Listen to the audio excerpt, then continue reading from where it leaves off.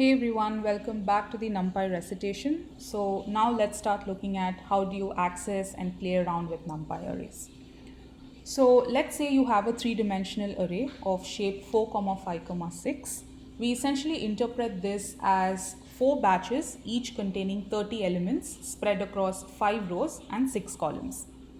Now, if you want to find out an element in the first batch that's located in the fourth column of the third row, then you essentially do n of 0, 2, 3. Remember that since these are 0 indexed, if you want something from the first batch, it starts at 0. If you want something at the third row, you'll have to specify it as 2 and so on. So if you don't want a single number but you want to slice and get subsections of arrays, then you essentially do this. So if you want to get all the elements in the first batch, you do it as n of 0 or n of 0, and 2 colons. This basically means you access all the rows and all the columns of the particular batch that you're specifying. Similarly, if you want to slice along multiple batches, you do n with colon 3, 4. So this will return all the elements in the fourth row and the fifth column across all the batches. Now let's say you don't want to get all the rows and all the columns sequentially, but you want to get the first column, third column, fifth column, and so on. So in such cases, you can also slice at different intervals with a formula being start, stop, and step size. So here you can see you essentially slice the three-dimensional array from index 0 to the end at a step size of 2. So it will essentially take care of the intervals that you're giving in this particular syntax. If you want to do this across batches and across rows, across columns, you can still do it. In this case, it will take rows 2 to 5 and columns at an interval of 2 starting from 1. So now let's look at modifying data. If you want to modify a data in place, you can do it, but it's recommended that you make copies so that you don't really lose your original data, in which case you do an np.copy and get the copy of the array. And let's say you want to change the value in 2, 4, 1. So you can simply do this where you assign the new value to that particular location, and you can check if the value in the two arrays are the same before and after copying. You'll see that before copying they are the same and after they are not. But what if you want to modify multiple values? So if you want to modify an entire row or an entire column, then you can simply do n copy of 2, 3 is equal to whatever value you want to give, or you can also give a new array of the same shape that has to go into that particular location. So in this case, you can see that before modifying the values, you had a different array, and after modifying, all of those numbers essentially change to 0.5 and they are not the same as the initial array. So now let's look at pivoting data. Specifically, this section will talk about how do you reshape arrays. So let's say you have a three-dimensional array again, which is 3, 4, 5. You can reshape this to any shape you want as long as the product of the initial shape matches the product of the old shape. What that means is the total number of elements remain the same. So as long as you do this, you can reshape it.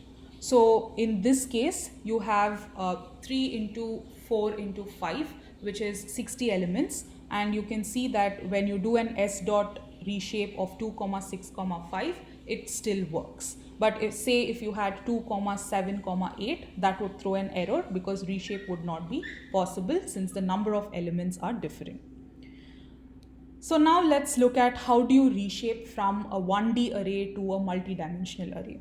So as I said in the first part, if you want to create a one-dimensional array, you can do this using np.arrange of 120, and that will give you a 1D array with 120 elements. And if you want to reshape this into a three-dimensional array, ensure that you give this either as a tuple or directly, but the product of the new dimensions matches the total number of elements. So you see that the new array has been successfully reshaped and the elements are the same as the ones that you see here, except they now have three different batches, 4 rows each and 10 columns each. You don't have to only stick to three-dimensional arrays. You can also reshape it to a two-dimensional array or pretty much any n-dimensional array, as long as you keep in mind the rule that it has to follow. So let's now look at how do you transpose arrays. Transpose basically switches the rows to the columns and vice versa. But this only holds true for 2D arrays, as you can see here. So the original array has 5 rows and 10 columns, and once you call np.transpose or x.T, you see that the first column, which has 0, 10, 20, 30, 40, now becomes the first row of the new array. Similarly, the second column becomes the second row and so on. But let's look at what happens when you have three-dimensional arrays or multi-dimensional arrays. So we are creating a new array W with 3 batches, each batch having 20 elements each. If you don't specify the access and simply call np.transpose, by default, it will swap the number of batches and the columns index. So basically, your initial shape was 3, 4, 5, and the transposed array will swap 5 and 3, keeping the number of rows to be the same. So let's now specify certain axes and see what happens. So if you give axis as 0, 2, 1, it means you're keeping the 0th axis as the same and you're swapping the first and the second dimension. And so the original shape was 3, 4, 5. This becomes 3, 5, 4. I'm going to leave it as an exercise to you guys to figure out how exactly the elements are changing. But as long as you understand how to specify the axis parameter and how the original shape and the new shape looks like, you should be good. So now let's look at how do you flatten arrays. So flattening is very important because you usually do this at the last layer of your neural network, and you'll actually be implementing this in your P1 and using a lot of this in your P2s as well. So what flatten does is it basically converts an array of multiple dimensions into one dimension. So let's say we have an array of shape 5, 6. If you call k.flatten, it will basically ensure that all the rows are stacked on each other and convert that into a 1D array. So as you can see, the elements in the new 1D array follow the same order as the initial array, except that it is now 1D instead of 2D. But if you want to flatten the array along the column, you essentially give capital F as its parameter, and you will see that it now forms a 1D array where the elements will be the same as moving from one column to the other. So you guys can test it out by comparing what the original array looks like and how the new array that's flattened along the column looks like. You can also flatten arrays row-wise by calling .reshape and giving -1 as the parameter. So next, let's look at squeezing and expanding arrays. You'll again be using a lot of this in your P2s when you're trying to do a reshape and matching shapes when you have to multiply or do any sort of matrix multiplication. So what squeezing does is it allows the reduction of your dimensions by dropping a specified axis as long as it is of unit length.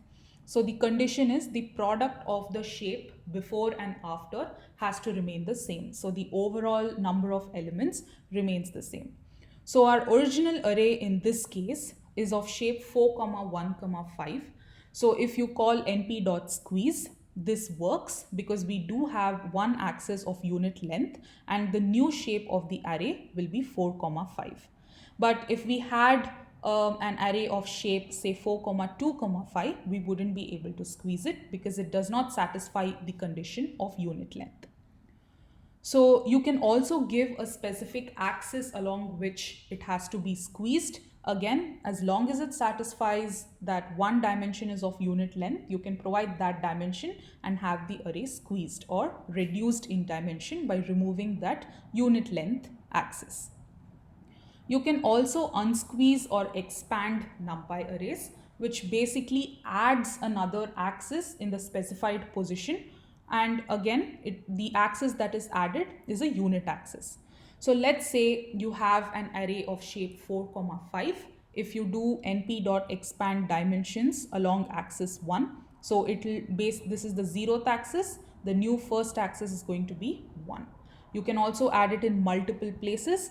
So if you add axis 0, 2, the 0th axis becomes 1 and the second axis becomes 1. Remember that all of this are 0 indexed.